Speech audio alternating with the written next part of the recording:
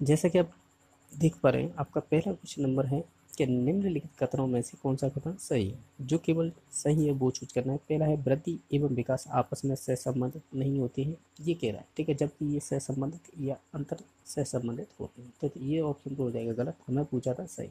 2 number option देखते हैं। विकास एक व्यापक प्रक्रिया है जिसमें वृद्धि समाहित होती है, तो ये बिल्कुल सही बात है, यानी विकास एक व्यापक प्रक्रिया है जिसमें वृद्धि समाहित होती है, तो ये स्टेटमेंट सही है।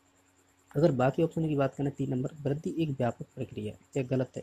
ये व्यापक नहीं होती, ये संकुचित मान सकते हैं, और वैसे भी देखा जाए तो विकास एक व्यापक प्रक्रिया होती है, न कि वृद्धि, तो ये तो इस वजह से गलत हो गया। 4 नंबर ऑप्शन, विकास केवल परिमाणात्मक परिवर्तन को इंगित करता है, ये गलत है।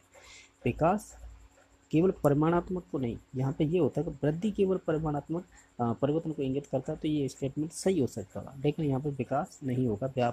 यानी विकास तो एक व्यापक प्रक्रिया है जिसमें वृद्धि समाहित होती है, ठीक है। और देखा जाए वृद्धि में ही परिमाणात्मक, जैसे लंबाई हुई, आपका वजन हुआ, तो ये मापतोल की जाती है, यानी वृद्धि से संबंधित होती है। तो इसका तो राइट आंसर 2 नंबर ही ऑप्शन था, यानी विकास एक व्यापक प्रक्रिया है जिसमें वृद्धि समाहित होती है, ठीक है। तो नेक्स्ट क्वेश्चन देख लेते हैं। नेक्स्ट क्वेश्चन नंबर 2 है कि अधिगम निर्योग्यता, यानी जिसे बोलते हैं लर्निंग डिसेबिलिटी, से संबंधित विशेषताओं में से कौन सी विशेषता क्लीमेंट नामक विद्वान से संबंधित नहीं। इनमें से संबंध करनी है, वो चूज करनी है। जैसे अति क्रियाशीलता, सांविक अस्थिरता, अवदान समस्या या आर्थिक विभिन्नता। तो हम जानते हैं, यानी जो आर्थिक विभिन्नता है, यानी विभिन्नता है, इससे संबंधित ये क्लीमेंट नामक जो विद्वान है, इनका कोई संबंध नहीं है, ठीक है। बाकी तीनों से है, जैसे अति क्रियाशीलता, सांविक अस्थिरता, अवदान, इनसे तो ये संबंधित है, लेकिन ये संबंध का नहीं है, वो हो जाएंगे आर्थिक विभिन्नता। तो ऑप्शन नंबर 4 करेक्ट आंसर हो जाएगा। आपका नेक्स्ट क्वेश्चन नंबर 3 है कि निम्नलिखित कथनों में से कौन सा कथन सही नहीं है। जो गलत है वो चूज करना है। पहला है परिपक्वता स्वाभाविक परिवर्तन का नाम है, तो ये बात तो बिल्कुल सही है, यानी जो मेच्योरिटी आती है वो एक स्वाभाविक परिवर्तन की अकॉर्डिंग होती है, ये सभी वातावरण के अंडर में आती है, ठीक है। परिपक्वता अर्जित व्यवहार का नाम है, यानी जैसे हम वातावरण में रहते हैं बहुत सारी चीज़ों को अर्जित करते रहते हैं, या कह सकते हैं हमारी मैच्योरिटी डे बाई डे होती है, तो वो अकॉर्डिंग टू उम्र बढ़ने के साथ होती है, ठीक है। तो हम बहुत सारी चीज़ें अर्जित करते हैं, व्यवहार का नाम है, ठीक है, तो ऐसे कह सकते हैं। 3 नंबर ऑप्शन है सीखना परिपक्वता पर निर्भर करता है, बिल्कुल सही बात है, जैसे जैसे परिपक्वता या मैच्योरिटी आती है हम सीखना भी उसी पर डिपेंड रहता है, ठीक है।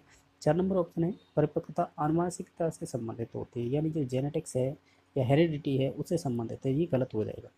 क्योंकि जब भी आप परिपक्वता की बात करते हैं तो बच्चा जब जन्म लेने के बाद वातावरण से ही सब कुछ सीखता है, या कह सकते हैं जो भी व्यवहार है या स्वाभाविक प्रक्रिया है वो वातावरण के अकॉर्डिंग होती है, ना कि वो जो जेनेटिक्स हैं या हेरिडिटी से संबंधित हैं, ठीक है।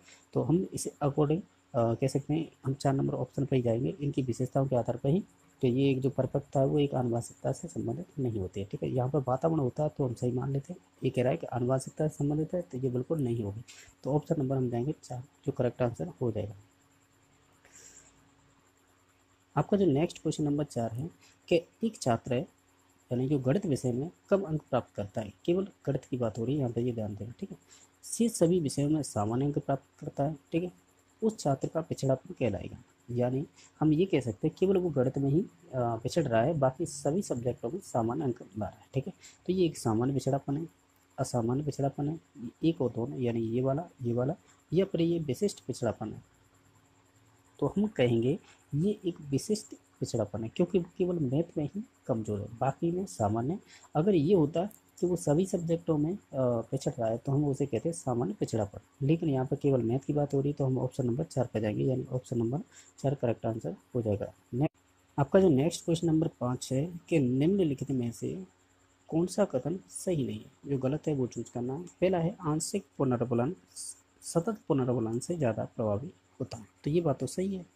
नेक्स्ट है सतत पुनर्वलन आंशिक पुनर्वलन से ज़्यादा प्रभावी होता है, तो ये गलत हो जाएगा, ठीक है। बाकी देखते हैं आंतरिक अभिप्रेरणा बाह्य अभिप्रेरणा से ज़्यादा प्रभावी होती है, तो ये भी बात सही है। यानी एक कथन और 3 कथन ये तो बिल्कुल पॉजिटिव है और सही भी है, लेकिन जो गलत है वो हो जाएगा 2 नंबर ऑप्शन, यानी जो सतत पुनर्वलन है वो आंशिक पुनर्वलन से ज़्यादा प्रभावी होता है, ये कहना गलत होगा। स्टेटमेंट 1 और 3 पॉजिटिव है, यानी सही है। गलत हमें चूज करना था, तो वो 2 नंबर ऑप्शन हो जाएगा, ठीक है। अगर देखा जाए ना तो आंशिक पुनर्वलन होता है वो सतत पुनर्वलन से ज़्यादा प्रभावी होता है। अगर NCERT 11th क्लास बुक पढ़ते हैं तो उसमें स्पष्ट रूप से दे रखा है, ठीक है। नेक्स्ट देख लेते हैं। आपका जो नेक्स्ट क्वेश्चन नंबर है कि कक्षा कक्ष में शिक्षक द्वारा छात्र को गाय का चित्र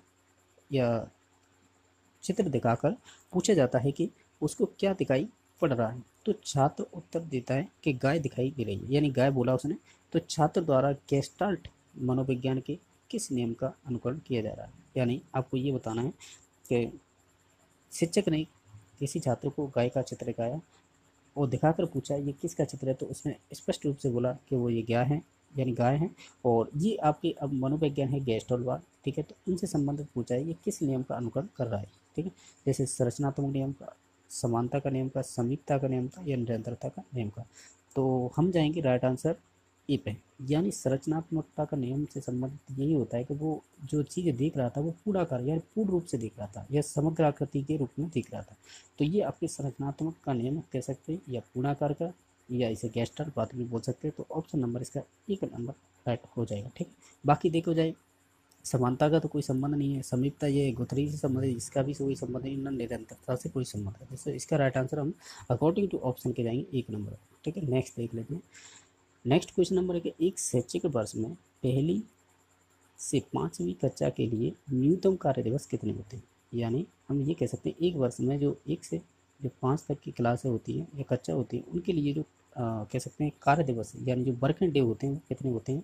जैसे 100 हैं, 180 है, 120 है, या 200, तो वो होते हैं 200, ठीक है। यानी हम ये कह सकते हैं जो लेवल फर्स्ट वाले हैं, या कह सकते हैं 1 से 5 वाले हैं, जो उनकी क्लास होती है, तो उनके लिए जो टीचर लगाए जाते हैं उनका वर्किंग डे होता है वो होता है 200 डे, ठीक है। 200 हो जाएगा। अगर इनके हावर्स की बात करें कितने घंटे, तो वो आपके हो जाएंगे 800 हावर्स, ठीक है, एक वर्ष में, ठीक है। बाकी अगर बात की जाए ये अगर लेवल फर्स्ट की यानी कह सकते हैं 1 से 5 की बात कर लिए, तो हम कर लेते हैं 6 से 8 वालों के लिए। तो 6 से जो 8 वाले हैं उनके लिए जो वर्किंग डे होंगे वो होंगे 220 डे, ठीक है। अगर इनके वर्किंग हावर्स की बात की जाए कितने घंटे, तो इनके लिए होते हैं 1000 हावर्स, ठीक है। तो ये फैक्ट ध्यान रखना, इसका तो राइट आंसर हो जाएगा 4 नंबर ऑप्शन, ठीक है। नेक्स्ट देख लेते हैं। ये कह रहा है कि व्यवहारवादियों के अनुसार सीखना किस प्रकार की प्रक्रिया है, जैसे भौतिक एवं यांत्रिक क्रिया है, या आपके अभ्यास के नियम की प्रक्रिया है, प्रभाव के नियम की प्रक्रिया है, तत्परता के नियम की प्रक्रिया। तो हम जानते हैं व्यवहारवादियों के अनुसार सीखना किस प्रकार की क्रिया, भौतिक एवं यांत्रिक क्रिया। तो ऑप्शन नंबर एक करेक्ट आंसर हो जाएगा। नेक्स्ट क्वेश्चन नंबर है कि एक छात्र द्वारा यह कल्पना की जाती है कि वह कक्षा में प्रथम आ गया है तथा उसे पुरस्कार दिया जा रहा है, जबकि वह सामान्य नेक्स्ट देख लेते हैं, जबकि वह स्तर का छात्र है। यानी हमने जब लास्ट क्वेश्चन यहाँ पर लाइन पढ़ी थी वो क्या थी, ये थी कि एक छात्र द्वारा यह कल्पना की जाती है कि वह कक्षा में प्रथम आ गया तथा उसे पुरस्कार दिया जा रहा है, जबकि वह सामान्य सामान्य स्तर का छात्र है। तो वह किस प्रकार की क्रिया कर रहा है, जैसे प्रतिवर्ती क्रिया कर रहा है, या अनुक्रिया कर रहा है, या प्राथमिक क्रिया कर रहा है, या द्वितीय क्रिया कर रहा है। तो देखो ये ऑप्शन के ऊपर डिपेंड है ये क्वेश्चन, तो हम जाएंगे प्राथमिक क्रिया कर रहा है, ठीक है। तो ऑप्शन नंबर 3 करेक्ट आंसर इसका हो जाएगा, ठीक है। नेक्स्ट है कि रॉस के अनुसार, यानी रॉस के अनुसार है बाल्यावस्था की सबसे महत्वपूर्ण विशेषता कौन सी होगी, वो चूज करनी है। जैसे जिज्ञासा की प्रबलता है, संवेगों पर नियंत्रण है, या शारीरिक और मानसिक विकास में स्थिरता है, या सामूहिक प्रवृत्ति की प्रबलता है। तो देखा जाए तो हम देखते हैं रॉस के अनुसार, ये रॉस जी क्या कहते हैं, ये कहते हैं शारीरिक एवं मानसिक विकास में स्थिरता आ जाती है किस उम्र में, यानी कह सकते हैं बाल्यावस्था में, जो 7 से 11 होती है उसमें, ठीक है। तो ऑप्शन नंबर 3 करेक्ट आंसर हो जाएगा। आपका नेक्स्ट क्वेश्चन नंबर जो 11 है, किस मनोविज्ञान ने व्यक्तियों का भेद मानसिक रूप से स्थिर और मानसिक रूप से अस्थिर प्रकार से किया है। तो इनमें से बताना कौन सा प्रकार है, ठीक है, जो मानसिक रूप से स्थिर भी है और मानसिक रूप से अस्थिर हैं, ठीक है। तो ये प्रकार बताए गए, तो जैसे थॉर्नडाइक से संबंधित है, या टर्मन, या टार्टर से संबंधित है, या स्पेंसर। तो देखो ना तो थॉर्नडाइक ने ऐसी बात की है, न टर्मन ने, न स्पेंसर ने।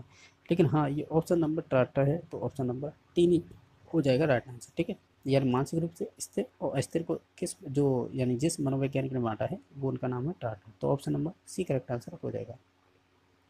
नेक्स्ट क्वेश्चन नंबर है कह सकते हैं 12, सीखने में सर्वाधिक महत्वपूर्ण क्या है, या महत्व किसका है, जैसे प्रेरणा का, सीखने की इच्छा का, रुचि का, इनमें से कोई नहीं। तो इसका राइट आंसर हो जाएगा वो एक नंबर ऑप्शन हो जाएगा, यानी प्रेरणा का सीखने में सर्वाधिक महत्व होता है। तो option number A correct answer हो जाएगा। नेक्स्ट क्वेश्चन नंबर है 13, ये कह रहा है कि विषय वस्तु को छोटे छोटे अंशों में बांटने का शिक्षण सिद्धांत कहलाता है, या नियोजन का, या सहसंबंध का, या लचीलेपन का, या विश्लेषण का। तो हम जानते हैं विषय वस्तु को छोटे छोटे अंशों में बांटने का शिक्षण कहलाता है विश्लेषणात्मक सिद्धांत। तो ऑप्शन नंबर 4 करेक्ट आंसर हो जाएगा। नेक्स्ट है असमायोजन का मुख्य कारण क्या है। जैसे सौहार्दपूर्ण वातावरण का अभाव, विद्यालय न जाना, माता पिता की गरीबी, या उच्च शिक्षा की कमी। तो देखो इनसे तो कोई मतलब है नहीं, लेकिन हम जाएंगे वातावरण, यानी हम ये कह सकते हैं जो आपका सौहार्दपूर्ण जो वातावरण है उसका अभाव होने का बच्चा समायोजन का मुख्य कारण हो सकता है, यानी असमायोजन का। ठीक है, तो ऑप्शन नंबर पहला ही इसका राइट आंसर हो जाएगा, यानी असमायोजन का मुख्य कारण होगा सौहार्दपूर्ण वातावरण का अभाव। ठीक है, तो ऑप्शन नंबर इसका एक करेक्ट आंसर हो गया था। नेक्स्ट है किस उम्र के बालक प्राय पाठशाला छोड़कर निरुद्देश्य भ्रमण करते रहते हैं। तो ये बाल्यावस्था की विशेषता है। तो जैसे ऑप्शन दे रखे हैं उसी के अनुसार जाएंगे। जैसे कि 9 वर्ष दे रखा है, तो ये बाल्यावस्था के उम्र के अंडर में आता है कि जिसकी उम्र होती है 7 से 11, तो उसी के अंडर में आ रहा है। तो हम कह सकते हैं ये बी नंबर या 2 नंबर ऑप्शन करेक्ट आंसर हो जाएगा। नेक्स्ट है किस अवस्था में बालक की सृजनात्मक क्षमता का दमन होने लगता है। ठीक है, तो इसका राइट आंसर हो जाएगा जैसे कि सृजनात्मकता क्षमता का दमन होने लगता है। तो हम जाएंगे अकॉर्डिंग टू ऑप्शन के 17 से 19 वर्ष, यानी 4 नंबर ऑप्शन करेक्ट आंसर होगा। अकॉर्डिंग टू ऑप्शन के बताया जा रहा है। ठीक है, तो यानी 17 से 19 वर्ष होती है वो एक सृजनात्मक क्षमता का दमन का उम्र मानी जाती है। तो ऑप्शन नंबर 4 करेक्ट आंसर हो जाएगा। नेक्स्ट है ऐतिहासिक परिप्रेक्ष्य में अगर देखा जाए तो संवेगात्मक बुद्धि शब्द का प्रयोग सर्वप्रथम किसने किया है, किसने शब्द दिया। ठीक है, तो जैसे डॉक्टर पीटर सेलावे, जॉन मेयर, ठीक है, और जे ब्रूनर, या एक हो। तो हम जेनो ब्रूनर तो आपके संरचनात्मक संज्ञानात्मक या कह सकते हैं उनसे संबंधित है, यानी ये कह सकते हैं कि निर्मितवाद से संबंधित है। कौन, जेनो ब्रूनर। ठीक है, तो इसका तो ऑप्शन नंबर 1 और 2 यानी 4 नंबर करेक्ट आंसर हो जाएगा। नेक्स्ट क्वेश्चन नंबर है कि संवेगात्मक बुद्धि स्तर की माप करने के लिए जिस इकाई विशेष का प्रयोग किया जाता है उसे कहते हैं। जैसे आई क्यू, ई क्यू, एक और दोनों इनमें से कोई। हम जानते हैं जो आई क्यू है वो आपकी बुद्धि लब्धि है, सॉरी बुद्धि लब्धि है, जिसे इंटेलिजेंस क्वाटियंट बोलते हैं। दूसरी है इमोशनल क्वाटियंट। तो हम इसी पे जाएंगे, यानी जो संवेगात्मक बुद्धि बोलते हैं तो इसे ही बोलते हैं इमोशनल क्वाटियंस। ठीक है, तो ऑप्शन नंबर 2 करेक्ट आंसर हो जाएगा। नेक्स्ट देख लेते हैं 19 नंबर क्वेश्चन है कि किस बुद्धि लब्धि के बालकों को सर्वश्रेष्ठ या मेधावी बालक कहते हैं। ठीक है, तो ऑप्शन क्या दे रखे हैं आपके, जैसे कि दे रखे हैं 130, 115, 170 और या 110। तो इसका राइट आंसर हो जाएगा 1 नंबर। अगर आपने टर्मन, ठीक है, और टर्मन हुए, आपके स्टर्न हुए या बेसलर, इन्होंने एक आवर्त सारणी दी थी। आवर्त सारणी तो नहीं कहेंगे, जो बुद्धि लब्धि को विभिन्न समूह में व्यक्त किया था। तो उनमें जो जिनकी बुद्धि लब्धि 120 से और 130 के समथिंग होती है तो उन्हें या तो आप श्रेष्ठ कह लो, ठीक है, या प्रखर बुद्धि वाले कह लो। ठीक है, तो ये उनसे संबंधित है, यानी इंग्लिश में इन्हें सुपीरियर बालक बोलते हैं। तो ठीक है, तो ये हो जाएगा 130 के समथिंग हम मान सकते हैं, क्योंकि 120 से और 30 के मध्य में आ रहा है, तो इसी वजह से। ठीक है, तो नेक्स्ट देख लेते हैं क्वेश्चन नंबर। ये कह रहा है कि किस मनोवैज्ञानिक ने चिंतन एवं कल्पना शक्ति के आधार पर व्यक्तित्व का विभाजन किया। जैसे कि स्पेंसर थे, थॉर्नडाइक थे, ऑलपोर्ट थे या शेल्डन थे। तो हम जानते हैं ये आपके जो थॉर्नडाइक जी है उन्होंने क्या किया था, व्यक्तित्व का विभाजन किया था। तो ऑप्शन नंबर 2 करेक्ट आंसर हो जाएगा, चिंतन एवं कल्पना शक्ति के आधार पर। ठीक है, नेक्स्ट है व्यक्तिक विभिन्नताओं के विषय में सर्वप्रथम अध्ययन करने वाला मनोवैज्ञानिक था, व्यक्तिक विभिन्नताओं के बारे में। ठीक है, तो ये आपके फ्रांसीसी गार्टन थे। तो ऑप्शन नंबर 1 ही करेक्ट आंसर हो जाएगा। नेक्स्ट है कि अभिप्रेरणा का प्रमुख सिद्धांत नहीं है, तो वो बताना है आपको अभिप्रेरणा से संबंधित, यानी मोटिवेशन से संबंधित। तो देखो मनोविश्लेषणात्मक सिद्धांत, मूल प्रवृत्ति सिद्धांत, उद्दीपन अनुक्रिया सिद्धांत और भाषाई सिद्धांत। देखो इनमें से देखा जाए तो पर्टिकुलर ऐसा क्वेश्चन दे नहीं रखा है जिससे कहें कि ये अभिप्रेरणा का सिद्धांत है या नहीं है, लेकिन आपको खुद से चूज करना होता है इनमें से कौन सा ऑप्शन नहीं हो सकता। तो हम जाएंगे भाषाई सिद्धांत है वो एक अभिप्रेरणा का प्रमुख सिद्धांत नहीं माना जाएगा। बाकी देखो ये साइको एनालिटिकल से संबंधित है, यानी मनोविश्लेषणात्मक है। मूल प्रवृत्ति, हाँ ये अभिप्रेरणा या कह सकते हैं व्यक्ति से संबंधित है। उद्दीपन अनुक्रिया ये आपके लर्निंग से संबंधित है। तो हम कह सकते हैं कि जो भाषाई सिद्धांत है वो आपके अभिप्रेरणा का एक प्रमुख सिद्धांत नहीं होगा। तो ऑप्शन नंबर हम 4 पे ही जाएंगे। ठीक है, तो नेक्स्ट देख लेते हैं कि थॉर्नडाइक के सीखने के सिद्धांत को निम्न में से किस नाम से नहीं पुकारा जाता है, यानी उसके नाम से नहीं जाना जाता है। जैसे थॉर्नडाइक का संबंधवाद, कनेक्टिंग, तो ये तो होता है। प्रयत्न एवं भूल, तो ये भी होता है। उद्दीपन प्रतिक्रिया सिद्धांत, ये भी होता है। लेकिन अनुकूलित अनुक्रिया का सिद्धांत है ये आपके पावलर से संबंधित है। ठीक है, यानी जिन्होंने CR थ्योरी दी थी, यानी कंडीशनल रेस्पॉन्स थ्योरी दी थी, तो यह शास्त्रीय अनुबंध सिद्धांत बोलते हैं, ये उनसे संबंधित। ठीक है, तो ऑप्शन नंबर 4 करेक्ट आंसर हो जाएगा।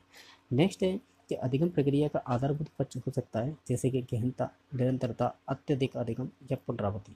अगर ऑप्शन के अनुसार जाए तो एक निरंतरता है, ये आपकी एक अधिगम प्रक्रिया का आधारभूत पक्ष हो सकता है। ठीक, तो ऑप्शन नंबर 2 करेक्ट आंसर हो जाएगा। नेक्स्ट है कि वंशक्रम का अर्थ क्या होता है, तो इसका मैं डायरेक्टली आंसर बता देता हूँ कि ये जन्म से संबंधित होता है। ठीक है, तो ऑप्शन नंबर 1 करेक्ट आंसर। वैज्ञानिक ने वंशक्रम में बीज कोश की निरंतरता के सिद्धांत को प्रतिपादन किया था, जैसे स्किनर है, बीजमैन है, सोरेनसन है या मेंडल है। तो ऑप्शन नंबर हम जाएंगे बीजमैन। ठीक है, ये जीव सांख्यिकी से संबंधित है, यानी ये कहते हैं कि जैसे पेरेंट्स से बच्चों में जो भी लक्षण आते हैं वो आपके पेरेंट्स के अलावा आपके पूर्वज, यानी जो पूर्वज जो दादा दादी हुआ करते थे उनके भी लक्षण आ जाते हैं, तो ऐसा ये बोलते हैं बीच में। ठीक है, तो नेक्स्ट देख लेते हैं। तो प्रसिद्ध मनोवैज्ञानिक जीन प्याजे के अनुसार ज्ञानेंद्रिय जो ज्ञानेंद्रियाँ हैं, ठीक है, यानी ये सेंसरी मोटर से संबंधित है, का विकास किस अवस्था में होता है, यानी जीन प्याजे के अनुसार बताते हैं कि आपको जो ज्ञानेंद्रियों का विकास है वो किस अवस्था में होता है। तो इसका राइट आंसर हो जाएगा संवेदी स्थिति अवस्था, यानी हम इसे बोलते हैं सेंसरी मोटर, सॉरी सेंसरी कह सकते हैं, स्टेज बोल सकते हैं, जो 0 से 2 वर्ष होती है। किसके अनुसार? जीन प्याजे के अनुसार 2 वर्ष मान लो, या इसे 1.5 वर्ष भी मान सकते हैं, 0 से 1.5 वर्ष। ठीक है, तो इसे ही बोलते हैं सेंसरी स्टेज। ठीक है, तो ये जीन प्याजे से संबंधित है। ये जो 4 अवस्थाएं बताई उनमें से फर्स्ट अवस्था यही होती है, कौन सी? संवेदात्मक स्थिति अवस्था, या इंग्लिश में सेंसरी स्टेज भी बोल देते हैं। ठीक है, तो नेक्स्ट देख लेते हैं। ये है कि मनोवैज्ञानिक गुडायनप के अनुसार व्यक्ति के संपूर्ण मानसिक विकास का कितना भाग 3 वर्ष तक की आयु में हो जाता है, तो वो हम जानते हैं आधा हो जाता है। ठीक है, यानी जो 3 वर्ष तक की आयु में जो हमारा संपूर्ण मानसिक विकास है उसका 1/2 भाग का मतलब आधा विकास हो जाता है। ठीक है, तो ऑप्शन नंबर 2 करेक्ट आंसर हो जाएगा। नेक्स्ट है कि वृद्धि व विकास के सिद्धांतों एवं उनके प्रतिपादकों का कौन सा युग्म असंगत है, यानी जो मिलान सही नहीं है वो चूज करना। जैसे मनोलैंगिक विकास सिद्धांत ये सिगमंड फ्राइड से संबंधित है, ये तो सही है। नैतिक विकास का सिद्धांत कोलबर्ग से है, लॉरेंस कोलबर्ग, ये भी बात सही है। मनोसामाजिकी विकास का सिद्धांत ये स्किनर नहीं होगा, यहाँ पर क्या कौन होगा? मनोसामाजिकी ये एरिक्सन से संबंधित है। कैसे? एरिक्सन। ठीक है, तो इसका राइट आंसर यही हो जाएगा। ठीक है, बाकी संज्ञानात्मक विकास सिद्धांत जीन प्याजे, ये भी बात सही है, तो हमारा राइट आंसर 3 नंबर ऑप्शन हो जाएगा। नेक्स्ट क्वेश्चन नंबर है जैविक विकास का दायित्व होता है, यानी जो बायोलॉजिकल डेवलपमेंट है उनका दायित्व किसके पास होता है? जैसे सामाजिक संस्थाओं पर, यानी जो संस्थाएं होती है, वातावरण पर या वंशानुक्रम पर, या वातावरण जो माता पिता यानी पेरेंट्स, तो इसका राइट आंसर हो जाएगा पेरेंट्स का दायित्व होगा। ठीक है,